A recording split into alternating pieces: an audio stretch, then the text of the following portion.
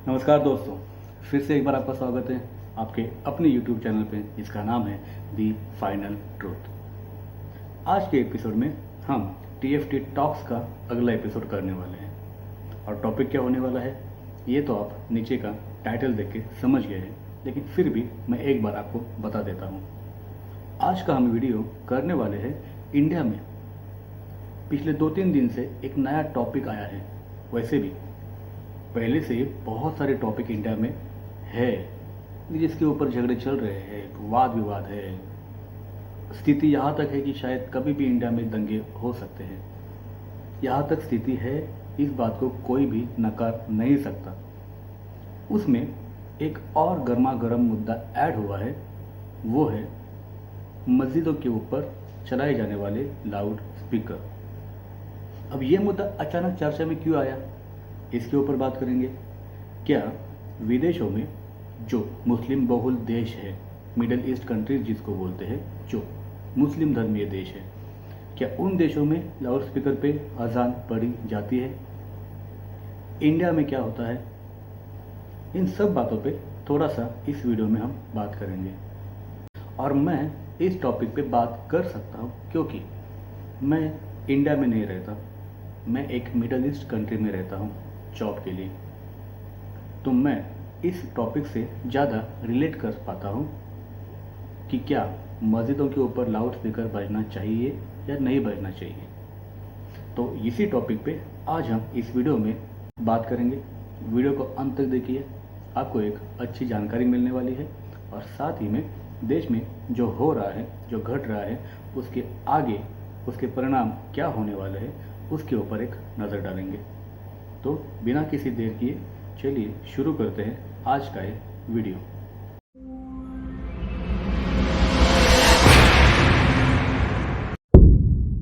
तो दोस्तों, जैसा कि मैंने कहा कि मैं एक मिडिल ईस्ट कंट्री में रहता हूँ, तो हम यही से शुरुआत करते हैं इस अजान और लाउड स्पीकर के ऊपर बात करने की। फिर हम इंडिया की तरफ जाएंगे। मैं जिस देश में रहता हूँ ये एक प्योर 100% मुस्लिम देश है, जहाँ पे राजेशाही है। एक राजा है जो देश को चलाता है। अब वो कैसे चलाता है वो एक बहुत ही संशोधन का टॉपिक है, क्योंकि ये यहाँ पे जो देश चलता है, जिस हिसाब से चलता है, राजेशाही होने के बावजूद वो तो इंडिया जैसी लोकशाही कहने के बाद भी नहीं होता। जितना लोगों के बारे में सोचते हैं यहाँ के राजा, जितना लोगों को आम जिंदगी में रहने के लिए जो जो सुविधाएं लगती है वो सुविधाएं मुहैया कराने के लिए यहाँ की राजेशाही जो भी करती है वो एक बेमिसाल है। अब एक नॉर्मल गलत परसेप्शन हुआ है मिडिल ईस्ट कंट्रीज़ के बारे में इंडिया में कि वहाँ पे कानून ऐसे है कि कोई चोरी करे तो हाथ काट दो, कोई गलत देखे तो आँख निकाल दो। तो ऐसा यहाँ पे बिल्कुल नहीं है। ये आप पहली बात समझ लीजिए। यहाँ पे भी कॉन्स्टिट्यूशन होता है, मतलब वो राजाओं के नियम होते हैं, लेकिन वो भी नियम बाय स्टेप ही जाते हैं। कोर्ट के द्वारा ही सज़ा मुकर्रर की जाती है। तो इस देश में अजान कैसे होती है? अब रमज़ान के दिन चालू है, रोज़ा पकड़े हुए सभी मुसलमान भाई यहाँ पे हैं। बाहर से आए हुए लोग हैं, यहाँ के स्थानिक लोग हैं, नागरिक लोग हैं। यहाँ पे नमाज होती है दोस्तों, यहाँ पे नमाज लाउड स्पीकर पे ही होती है दोस्तों। लेकिन एक बात जो मैंने नोटिस की वो ये है कि यहाँ पे लाउड स्पीकर की आवाज़ बहुत ही मध्यम स्वरूप में रखी जाती है। इंडिया में मैं बचपन से ही इंडिया में रहा हूँ। इंडिया में लाउड स्पीकर पे बजने वाली अजान की आवाज़ और इधर की अजान की आवाज़ में ज़मीन आसमान का फ़र्क है। यहाँ पे भी अजान लाउड स्पीकर पे ही होती है, लेकिन उसकी जो डेंसिटी होती है, उसकी जो दाहकता होती है, बहुत कम होती है। अगर मेरे घर के बाजू में अजान हो रही है लाउड स्पीकर पे, तो उसकी तकलीफ़ मुझे अपने घर पे बिल्कुल नहीं होती, ना वहाँ के पड़ोसियों को होती है। ये बात बहुत ही इम्पोर्टेंट है। बहुत ही कम आवाज़ में लाउड स्पीकर पे अजान यहाँ पे होती है, लेकिन लाउड स्पीकर पे होती है। अब इंडिया में ये टॉपिक अचानक चर्चा में क्यों आया है, उसकी वजह है राज ठाकरे का 2 हफ्ते पहले दिया गया भाषण। उसमें उन्होंने ये भूमिका वापस से एक बार सबके सामने रखी कि अजान लाउड स्पीकर पे नहीं होनी चाहिए। आगे चल के उन्होंने ये कहा कि हर एक को अपना अपना धर्म अपने अपने घर पे ही रखनी चाहिए, उसकी तकलीफ बाहर नहीं होनी चाहिए। और इस बात से मैं राज ठाकरे की पूरी तरह से एग्री करता हूँ। ये 100% सच है कि लोगों को अपने धर्म अपने घर पे ही रखने चाहिए। लेकिन अब जब मैं कहता हूँ लेकिन, उसमें वजह है। मैं जिस मुस्लिम बहुल देश में रहता हूँ वहाँ पे मुस्लिम आबादी 100% है, और बाहर से आके काम करने वाले श्रीलंकन हो, नेपाली हो, इंडियन हो या फिर और कोई देश के हों, अदर धर्मीय लोग भी यहाँ पे बहुत सारे काम करते हैं। लेकिन इतिहास उठा के देखिए, कभी भी यहाँ के स्थानिक लोगों ने, यहाँ के राजाओं ने या फिर और किसी लोगों ने बाहर से आए हुए लोगों को अपने सन, अपने उत्सव, अपने धर्म को मनाने की कभी भी विरोध नहीं किया उस चीज़ को। यहाँ पे मंदिर है, यहाँ पे चर्चेस हैं। अब आप समझ सकते हैं कि एक मुस्लिम बहुल देश जहाँ पे राजेशाही है, वहाँ पे मंदिर भी है, वहाँ पे चर्चेस भी है, सभी धर्म के टेम्पल्स हैं, सभी धर्मों की पूजा अर्चा होती है।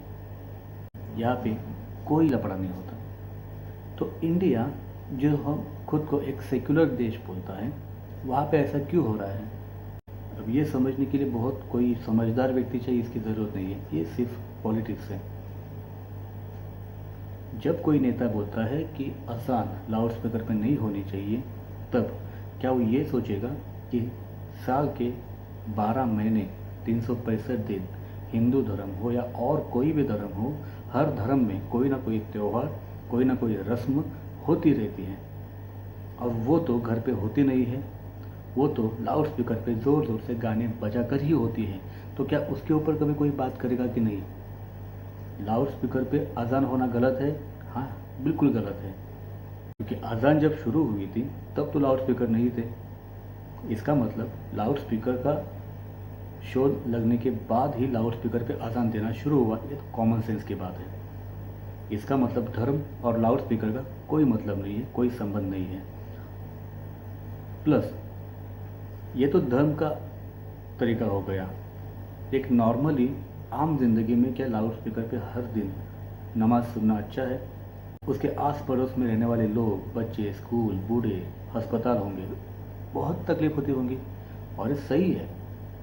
लाउड स्पीकर पे अजान बजना नहीं चाहिए, इस बात का मैं पूरी तरह से समर्थन करता हूँ। लेकिन क्या गणपति उत्सव में 15 दिन 20 दिन जो लाउड स्पीकर पे गाने बजते हैं, क्या वो नहीं बंद होने चाहिए?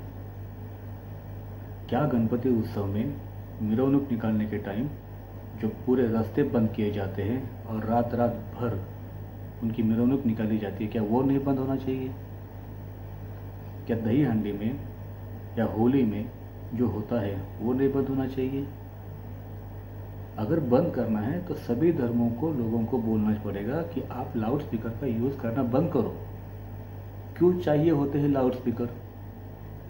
आप सिर्फ एक धर्म को टारगेट नहीं कर सकते।